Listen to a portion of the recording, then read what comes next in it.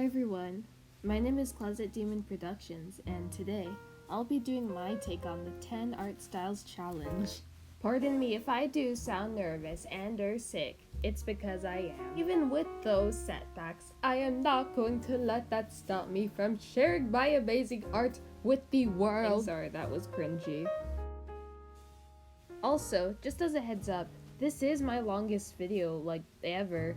So if you're not interested, feel free to click on something you may find more entertaining. With that being said, let's get on with the speed paints. So we're going to be starting off with my art style, and drawing my OC Bia. Just as a quick character synopsis, she's a 14-year-old girl who hangs out with a talking capybara and a toucan in the Amazon jungle. You know, normal stuff. Out of all the art styles featured in this video, this is the one I spent the most time on. I don't know, I probably just felt like I had to do something to compete with all these other amazing well-known art styles, if that makes sense. I have a really odd way of drawing clothes on characters.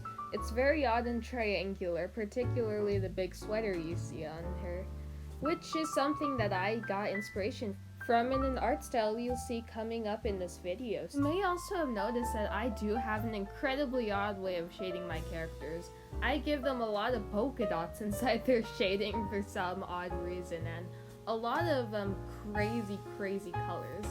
If you've known me and seen some of my artwork, then you'll know that I am a big fan of tropical colors, particularly stuff you'll see in South America and the Amazonian rainforest. So that's where I got my inspiration from. And that's Bia in my art style. So I hope you enjoy the OG version of this character. Okay, so this next style is from an anime series from the early 2000s called Lucky Star. And besides from Pokemon, it's the only anime series that I've seen more than 2 episodes of before. I honestly really like the animation and art style. It's really simplistic and cute. I love how they have the little swirls in the cheeks and everything. I just thought this was a super fun style to replicate. I do make the joke that she looks a bit tired because she had to completely alter her appearance. In this anime series, none of the characters have curly hair or like a larger bum like Bia has. All the characters have little thin skinny legs, so it's so cute. This next art style is from a friend of mine who I will not name because I respect their privacy, nor will I show their artwork. I may do if I get their permission, but today is not the day. But just trust me that it's really good, okay? This is the art style that inspired me to give my characters odd triangles in their clothings, and make me more confident on pushing the shape of their hair more. This art style has really inspired me these past few years, and I am so grateful that that exists. Since this person usually draws a lot of really cartoony stuff, they usually don't give their characters a lot of shading, so I completely had to make it up and then just go off the walls insane. Not like I don't do that already with my own art style, but whatever. It's really odd. I did not know what I was doing at all, so to me it looks a little bit weird, but it's okay, right? Please? It's alright. Hopefully. So that's how that went. This next style is from an animated Disney Channel show made back in 2015 called Picklin Peanut. Although it has almost exclusively negative reveals, I do quite like this show, honestly. Its character designs are really funky, although some may argue to be a little bit lazy, but I like it, so who cares? I also figured out while watching it that all the human characters have individual teeth for some reason, and all the bird characters look really weird too. But enough of my rambling. That's the Picklin Peanut art style for you. This next art style is from an animated YouTube series and Cartoon Network original series called The Surreal World of Animaloo. The series art style reminds me of a more modernized version of the old classical Disney films like The Little Mermaid and Sleeping Beauty, for example. I really like the shininess that the characters' eyes have. I also admire them for choosing a lineless art style because as I tried doing this, I realized just how tricky it was. Although it is a vector-based art style, Animaloo, I think they do a fantastic job with making the movements look fluid and lively. I tried to make the drawing itself look more vector-based to match the original cartoon series. So if you guys do ever have the time, then I highly recommend it, The Surreal World of Animalu. I'll link it to in the description if you're curious. Okay, now on to our second and final anime series for this video called Tokyo Mew Mew. I basically know nothing about this series except I think it had a manga before it was made. Although I could be wrong on that, so please correct me. I find the series art style to be incredibly unique, particularly how they draw their faces. I love how the mouth is always just like right in between the eyes. It's just so funky and weird. I love it. I also did find this a bit more easy to figure out than the Lucky Star art style, as I did end up finding a reference image for a character with curly hair, and generally they have a more curvy figure. So, because let's face it, even the adult characters in that Lucky Star series all look kind of like 11-year-olds to me. The one thing I really did struggle on, however, was trying to make the character have more of a pastel-y look in her shading. Like the main girl in that series in the manga cover, she has a pink pastel-y appearance to her, so that was kind of a challenge, but I'm glad that I did it. So there she is. This next art style is from an animated Disney Channel original series, which has considerably better reviews than Picklin Peanut, so hopefully more of you know what it is. It's called Gravity Falls. In my opinion, it has a really nice art style, and I love the cartoony nature of the character designs.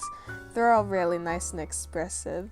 She did end up looking a little bit more like Mabel than I wanted to, but to fix that a little bit, I did extend her legs and overall proportions a little bit more so she'd look a few years older than Mabel. I also tried giving her some yellow highlights so she'd have more of an atmosphere attached to her, but she ended up looking a little bit dirty, but whatever, it's okay. So there she is. Hope you like her. I think she'd fit in with the gang in the Mystery Shacks. This next art style is from one of the most famous American children's book authors out there, Dr. Seuss. Like many people, when I was younger, I did read a lot of his books. My favorite was probably One Fish, Two Fish, Red Fish, Blue Fish. Although his art style isn't exactly my cup of tea, I do appreciate how creative he gets, and I feel like it's an art style I can learn a lot from.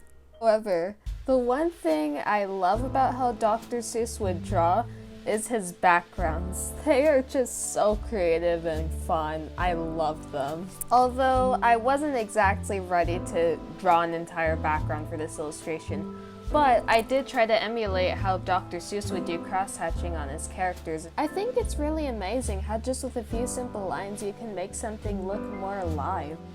I'm not sure about you guys, but I find it oddly satisfying looking at the speed paint and then just looking at all the lines just come up. I find it really neat to look at, but leave your thoughts in the comments. I genuinely want to know if you find that kind of relaxing. I don't know. Let me know in the comments section if you think that should be a good Dr. Seuss character. This next art style is from the very popular Comedy Central animated series South Park.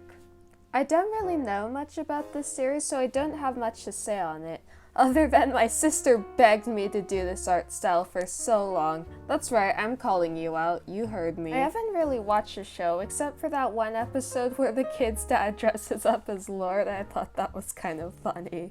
One was quite easy for me since the art style itself is incredibly simplistic and therefore very easily recognizable. Our 10th and final art style for this video is from the very popular YouTube illustrator Bibiypop.